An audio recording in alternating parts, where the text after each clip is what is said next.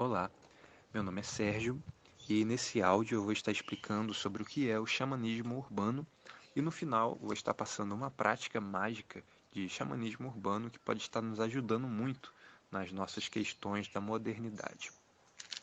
O xamanismo, como nós sabemos, é considerado a primeira religião do mundo, mas colocar desta forma soa muito superficial e na verdade é superficial. O xamanismo ele é algo muito mais profundo do que isso. Nunca houve uma religião oficial, pelo menos não que eu saiba, chamada de xamanismo. O que houve foram várias práticas ao redor do planeta de vários povos diferentes que tinham o mesmo modus operandi, e isso passou a ser chamado de xamanismo. Enfim, vou tentar não falar muito xamanismo para não ficar repetitivo, mas xamanismo urbano seria exatamente usar esses mesmos princípios do xamanismo antigo, porém para lidar com a realidade dos dias de hoje.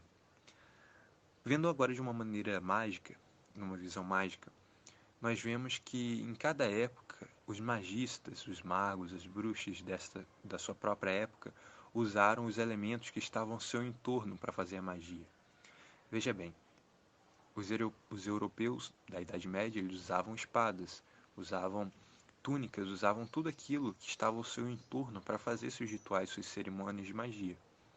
As bruxas usavam as coisas do campo, vassoura, panelas, caldeirões, ervas. Da mesma forma, um praticante de magia moderno, ele deve usar as coisas que estão ao seu entorno.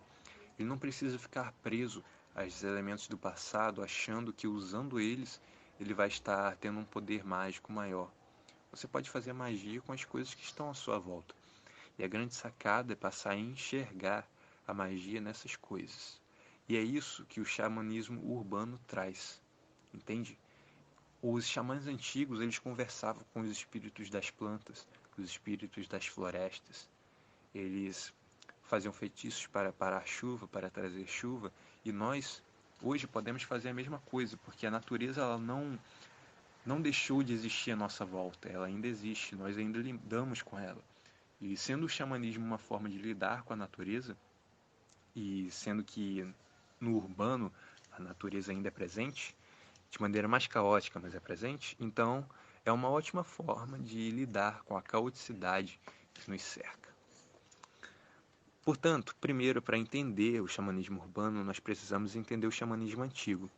E o xamanismo antigo no xamanismo antigo existiam alguns princípios, alguns pontos principais. Primeiro, a necessidade do estado alterado de consciência. Talvez a principal prática xamânica, a base de todas as práticas xamânicas, seja a capacidade de alterar o estado de consciência, porque só estando num estado de consciência alterado, um estado de consciência profundo, você consegue fazer os atos xamânicos. Portanto, o xamã urbano é aquele que estuda e treina essas técnicas de alteração de consciência.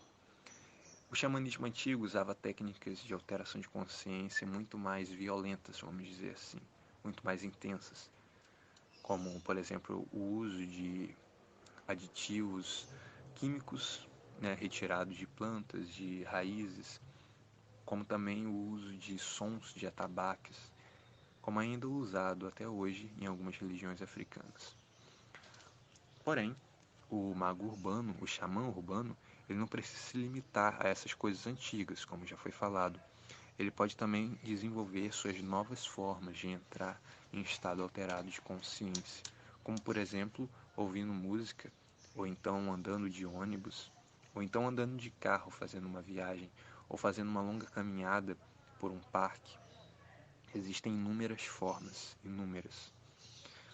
O segundo ponto, depois do estado alterado de consciência, o segundo ponto que era essencial para o xamanismo é o contato com espíritos e outras dimensões. Para fazer o contato com esses dois, o xamã precisa estar em estado alterado de consciência.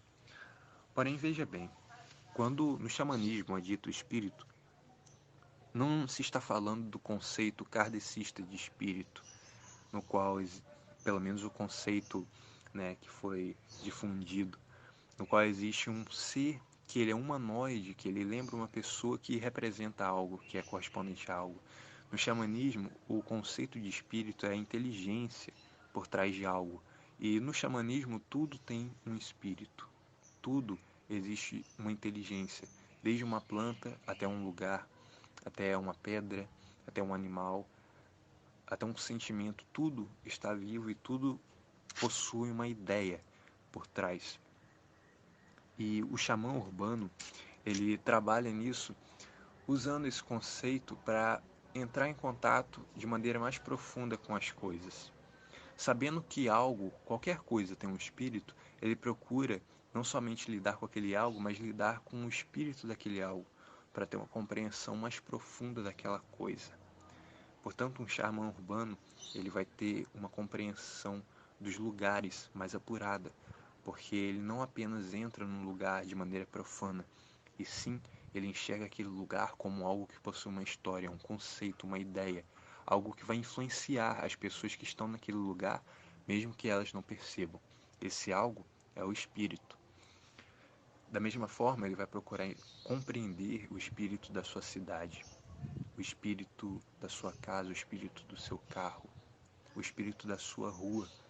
E lidando com essas forças, ele vai aprender a dominar a sua própria realidade.